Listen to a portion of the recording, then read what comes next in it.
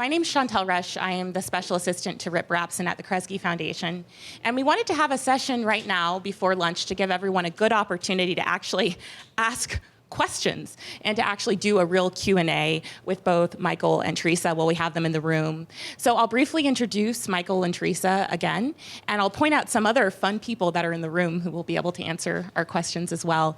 And then we can spend the majority of the time, really there will be a mic runner, and we want to use this time as Q&A, so you can ask your difficult, pointed questions. And what we would ask is only that you would state your name, and so we know who you are, and be potentially concise and pointed. But you know, that never happens. Okay, so I have the distinct pleasure of reintroducing Teresa, who, as you know, is a principal at Mass Economics. In addition to all of the wonderful work she spoke about today, she was one of the advisors to the economic development section of the Detroit Future City Plan. She's been a great partner to Kresge as we think about the innovation district in Detroit, so we're pleased to have her here today. And Michael Forsyth, as you know, is at the Detroit Economic Growth Corporation. One of the fun things I realized, besides being a minor celebrity in Detroit for owning the Detroit City Distillery, is that there was a cockamamie idea in Detroit around 2011 that if the city was going to turn the corner, that we needed to utilize talent. There was a lot of talent in Detroit that could be utilized, but also that there were people who'd moved away from Detroit who we might be able to get moved back. And there were also people who had some national outside expertise. And so this concept of the Detroit Revitalization Fellows was born. It was funded by 11 foundations. And Michael actually was one of the first Detroit Revitalization Fellows. And look, 5 years later, he's still... DRFP for life. Yeah. So if you're living in a city and you're thinking about a talent strategy, this fellowship program has been really meaningful for us. So, also, we have Pam Lewis, who's hiding in the back, who's the director of the New Economy Initiative. And is Rod here too? Oh, there, Rod Miller. He's like kind of Michael's boss at the Detroit Economic Growth Corporation. So I may also ask them to chip in with answers if anyone has them. And is that Dan Nissenbaum hiding over there too? He knows a thing or two about economic development as well. All right. So I'll ask one question and then we'll open it up for questions more broadly. So I was listening to what sounded like a really elegant solution, Michael, pairing, entrepreneurs with resources, with spaces. But did this idea just come out of nowhere? I'm sure people are wondering how this came to us and how people in other cities can think of similar strategies.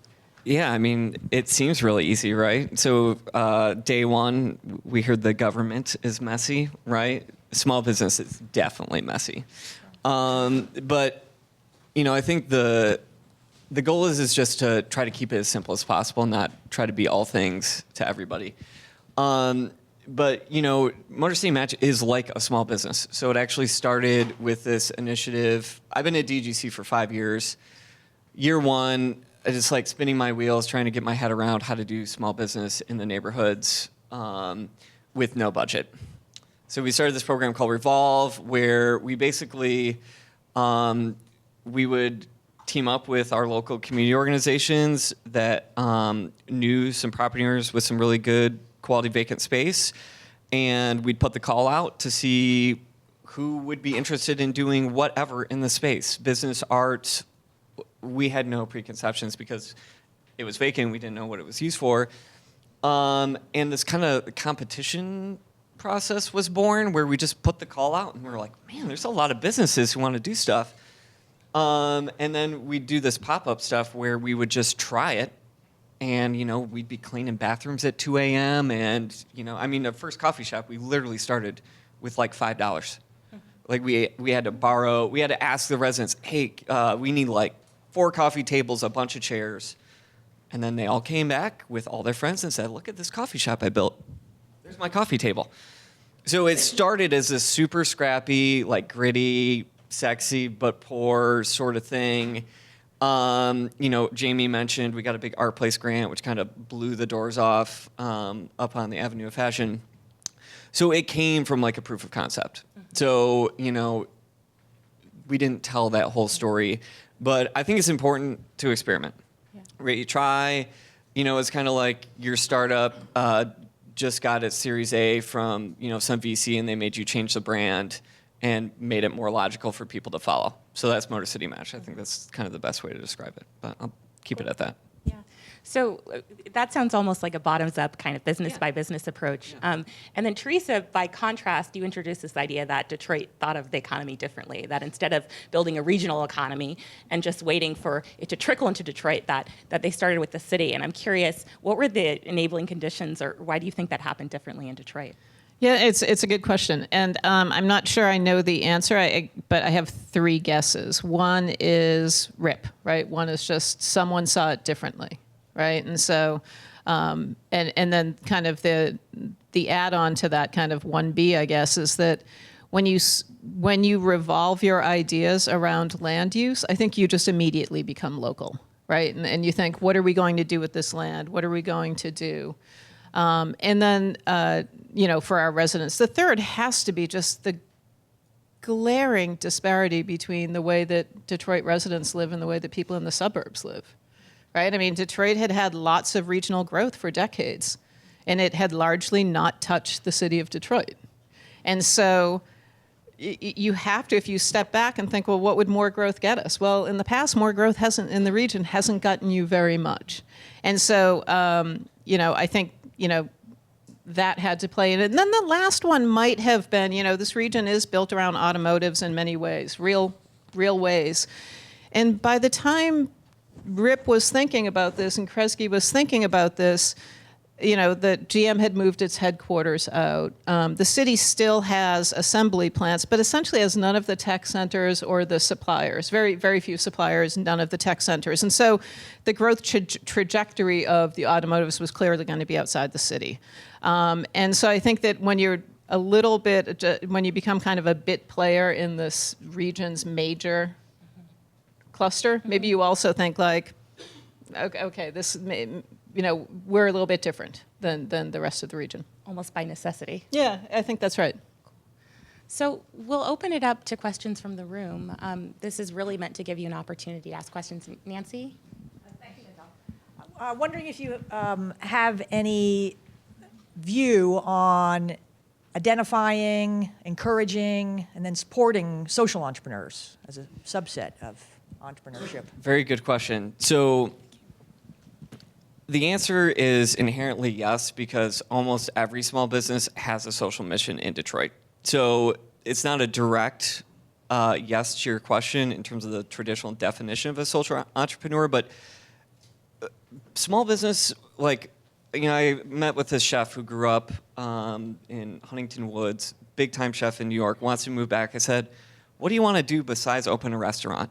And he goes, finally, someone has asked me that question because nobody gives a shit about it in New York. They just want to know what's on my menu this spring. And he was just like, that is why I want to do business in Detroit, because I can benefit the community. I have a broader social mission. I can employ people. There's so much that kind of goes with it. So what we try to do is encourage that kind of triple bottom line approach. But we don't traditionally work with, nonprofits that really have a social mission. There is a huge need, though, and I think that's something that we need to figure out, because there is a lot of economic impact that trickles off of that. So I think that's something that economic development traditionally isn't super comfortable with when you talk about a big redevelopment authority like us. But I think it's something that we should start thinking about to try to quantify that economic impact so we can better justify why it shouldn't just be for-profit, how nonprofit can generate revenue too. You talked earlier about the 16,000 jobs that were created over a space of time. I wonder if you could just talk a little bit about what those jobs were, which segments, et cetera. And then secondly, I'm a little struck by, in all of the conversations, the lack of discussion of Dan Gilbert, of the Dan Gilbert effect. And so I say that also because outside the room and outside these circles, if you ask somebody about Detroit, they only know about Dan Gilbert. This is a different conversation. So the pluses and minuses. Sure. So on the first question, a lot of it has been white-collar jobs in the downtown district, right? I mean, this has been a little bit of the challenge is to kind of get growth more broadly. So you've seen, financial services, technical services, those types of jobs.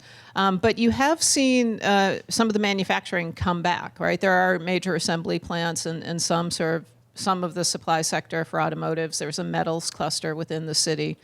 And so you have seen some growth as well in manufacturing, in retail in the corridors, things like that. And I'm happy to send you the numbers, but I think that the bulk of it is the kind of downtown white-collar office jobs.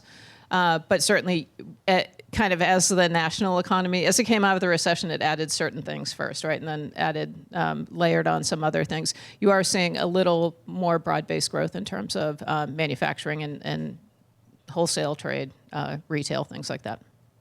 On the second one, you're absolutely right on Dan Gilbert, and I should have mentioned Dan Gilbert. I mean, Dan Gilbert's a huge part of that story, right? Like, if every city can do one thing, figure out who your Dan Gilbert is, right? I mean, that's a stunning story. I mean, it's remarkable how much economic activity he brought to the downtown. But it's certainly not just Dan Gilbert, right? And I think one of the things that's interesting about what Dan Gilbert, just kind of watching from afar with Detroit Future City, seeing a little bit more up close, but certainly following it, is it is very much about, rebuilding place and space in the downtown, making those types of investments, and in being in accordance with city government. Like, I love that he was like, I don't want tax breaks, I want to pay taxes, and I want everyone else who has businesses in Detroit to pay taxes. Like, we need a strong kind of public sector. And so, yeah, Dan Gilbert is, he's just a great addition to the city's economy. Can I weigh in on this just a little bit? So, some things that we communicate, because I think there's this discourse between neighborhoods versus downtown, which is inherently us versus Gilbert sometimes. So our big statement is be your own Dan Gilbert in your own neighborhood. And, that is the thing that is driving entrepreneurs from around America to move to Detroit, is because they can actually they can buy a building. There is real capital in Detroit. There is this amazing ecosystem of service providers ready to support them. So it's accessible. It's not in New York. It's not in LA, in a lot of other places around the world. So, Dan Gilbert has obviously done great things. Whether or not you feel good about it, it is inspiring. So I think, if you think about what it would be like for many of the sole proprietors to just hire one person, that would generate as much as what Quicken's done. So, I mean, you got to have a balanced workforce approach, right? Small business, one or two folks times a lot, versus the Dan Gilbert's one person, big number. Yeah, absolutely. And just kind of an add-on to Michael's point. The problem with an 8-minute talk is what you don't talk about, right? And I didn't talk explicitly about philanthropy because it's a little bit of the backdrop here, and I think most people understand that philanthropy has played a huge role in the revitalization of Detroit. But one of the big bets it has made, both Kresge, but especially NEI, is in creating this incredible, to Michael's point, ecosystem and infrastructure for small businesses. And that was the bet that NEI made early. And they did it in ways that made entrepreneurship really inclusive. And then the Motor City Match numbers are impressive as well. And so when I think about the great story about Detroit, it was this kind of recognition, which was really, in retrospect, brilliant. And honestly, when I heard it, I was like, maybe it'll add some jobs. Fine, it won't hurt. But this focus on entrepreneurship actually ended up being central to not only the city's story, but that it potentially longer term will be a more racially inclusive city in terms of economic power than it's been in the past. And that, so hats off to Kresge, NEI, the people who saw this early and have made really now probably 7 or 8 years of investments in this basic infrastructure. I know some people are asking who's Dan Gilbert. He's a billionaire who is in the private sector in Detroit. He owns something like 90 buildings downtown and relocated his headquarters to downtown Detroit. He speaks often about why he did that. And he actually says it was in some ways for his business, that he was afraid that Quicken couldn't maintain the same talent, the same workforce, if it were not located somewhere millennials wanted to live and in a community that they wanted to be engaged. So his belief is that by locating his business in a city, he will have better talent, and it'll be a reinforcing cycle. Ernestine Gary from Invest Atlanta. So my question is for Michael. You know, one of the challenges we have in the city is really providing that kind of embryonic place for businesses to actually get started. And so my question is, does your program provide either space or an opportunity for somebody that has an idea about a business, but they don't have the wherewithal to actually pay the rent? They may not have fully flushed out their business plan, but they really want to be in a co-working space, get some networking, get some technical assistance, and get some support to actually grow it to the point where they can branch out on their own. Yeah, I mean, not much of it has been said, but Detroit has an amazing ecosystem of business services. If you go online, it's DetroitBizGrid.com. You can see all these things, whether you just have an idea to whether your existing business, what's available to you. For Motor City Match, we were really fortunate where we have 4 really good organizations that do business planning.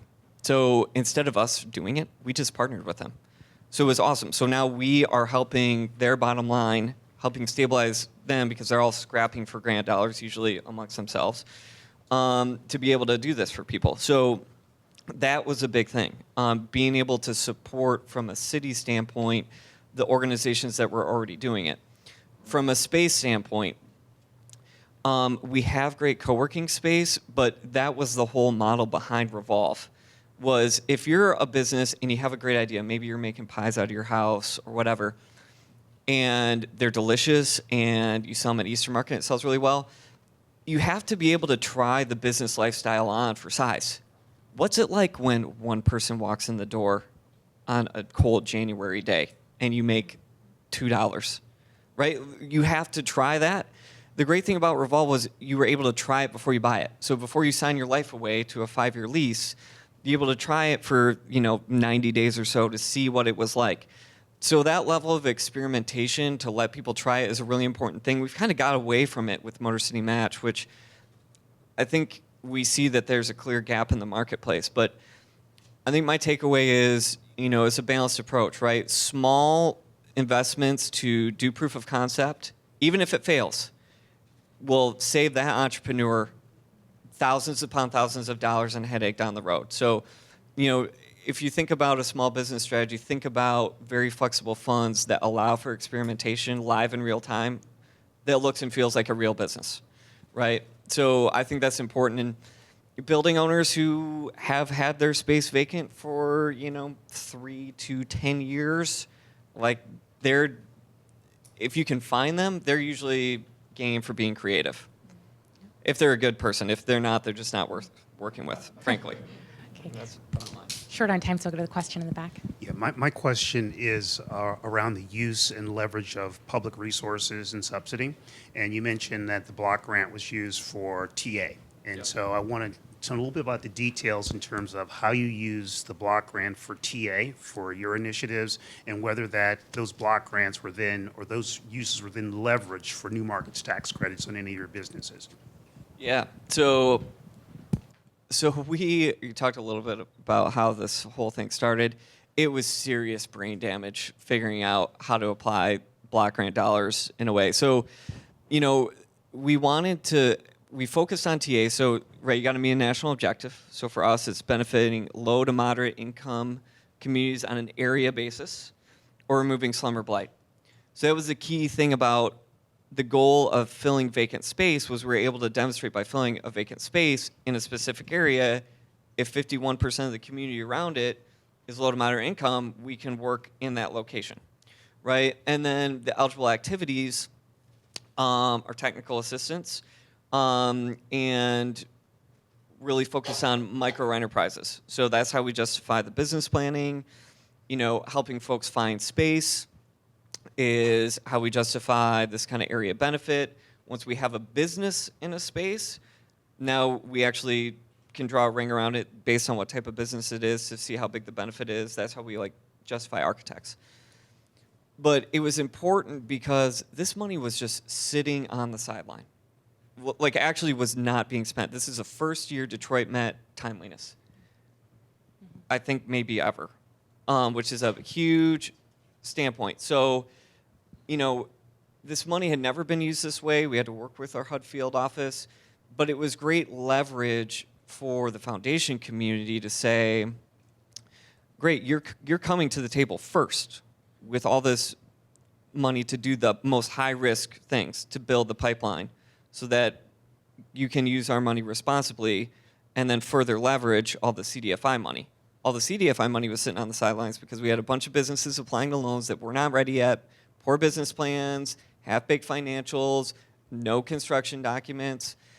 And there was still, even if they had it, there would still be a gap on the project.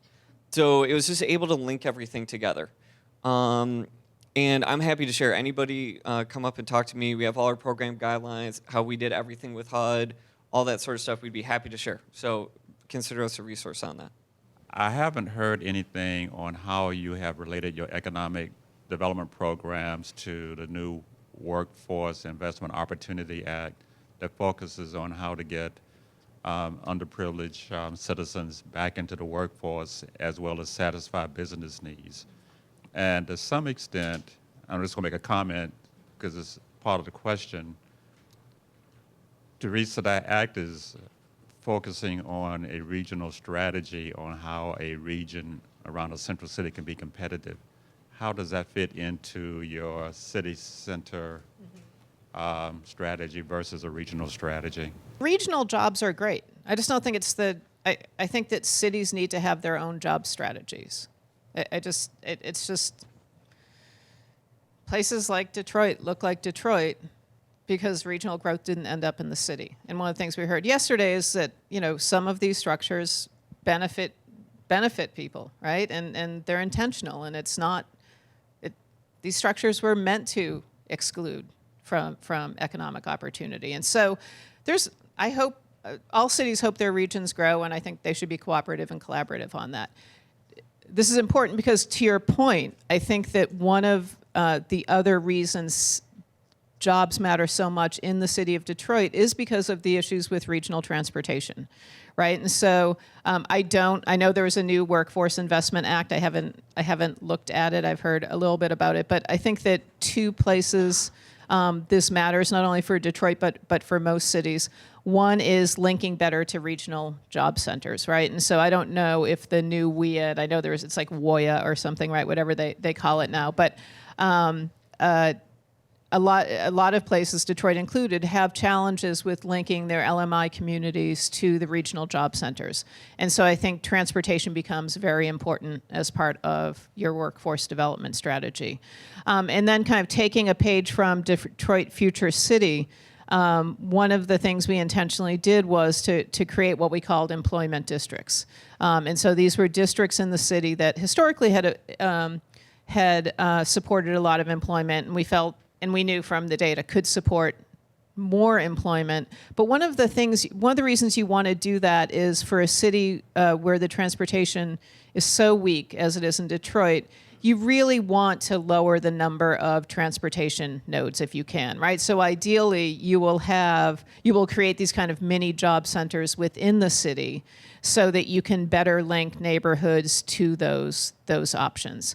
And so I think those are kind of the two big strategies, right? One is thinking about transportation that better links to regional job centers. And the other is thinking about these kind of employment growth patterns to the extent that you can, that link, that provide targets for, where do you put bus service, or if you're going to lay a subway line, that kind of give you better targets for having transportation better link residents and to job opportunities. Okay, I want to add one really quick thing. So in Mayor Duggan's State of the City address this year, he's taken a really bold stance on the hardest to employ folks. So, like, we have this scrapping culture in Detroit where everybody, scraps copper out of houses, or dealing drugs. These are incredibly entrepreneurial people. And how do we put them to work? And this is what the mayor is really tackling. So, he has been actively meeting with gang members who are drug dealing and say, hey, look, we will give you this job.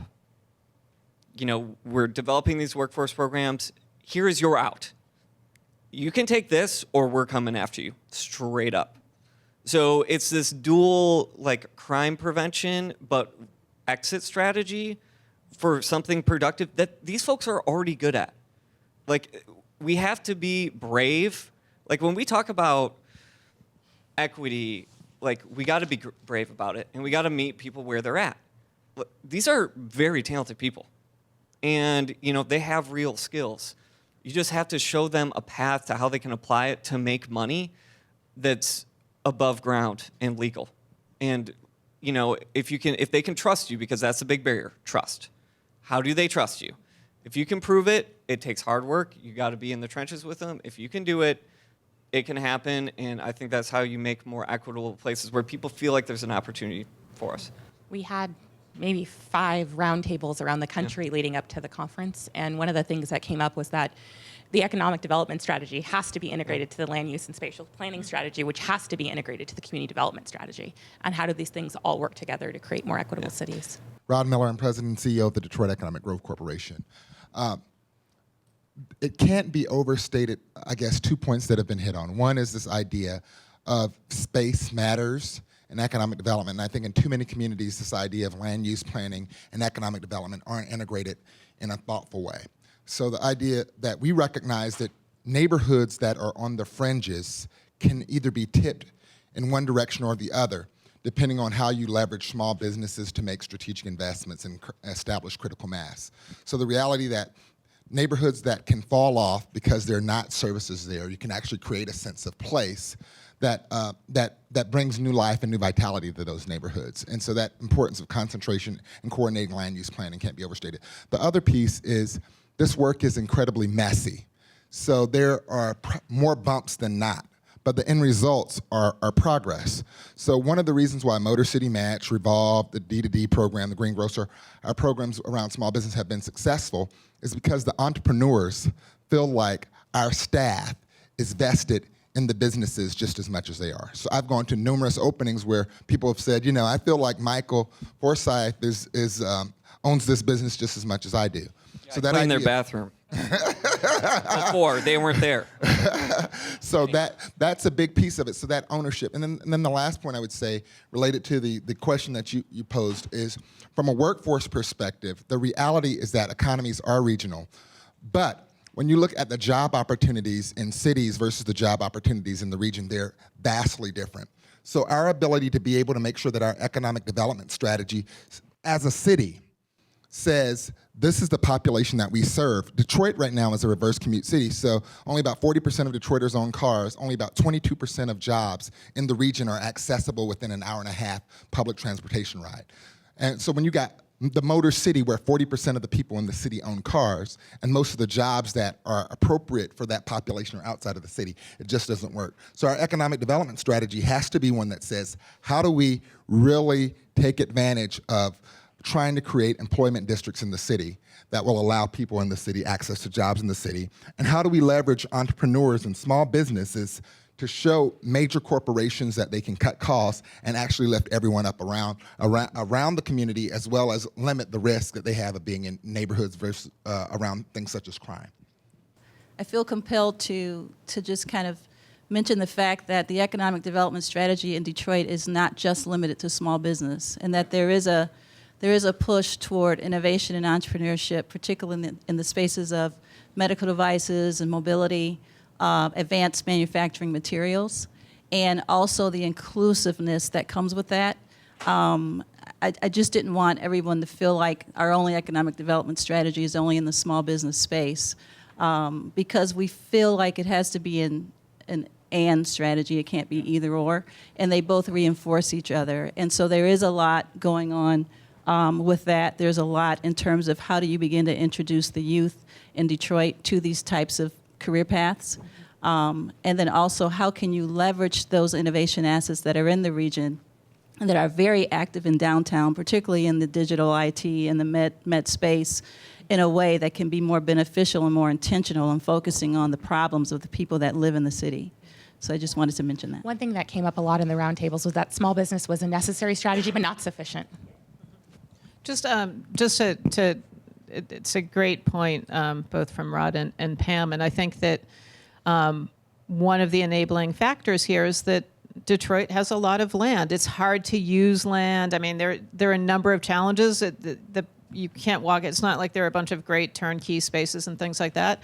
But I'm from Boston, and when something new comes in, something old has to go out, right? We're really out of space. And so for the kind of Memphis, Detroit, Cleveland, these places that lost significant, either added land and or lost significant population and jobs, like, you have an opportunity to actually have an inclusive economy within your city, right? You can have land-intensive uses. You can have, a number of, you can do a lot of things, and you don't have to specialize the way that these super tight cities like San Francisco and Boston has to. And this is one of the great opportunities, I think, for inclusion.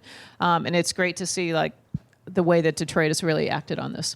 Great. So I'm sorry we went a little bit over because we started so late, but lunch will be now served at 12:45 in the ballroom. Thank you so much for being here.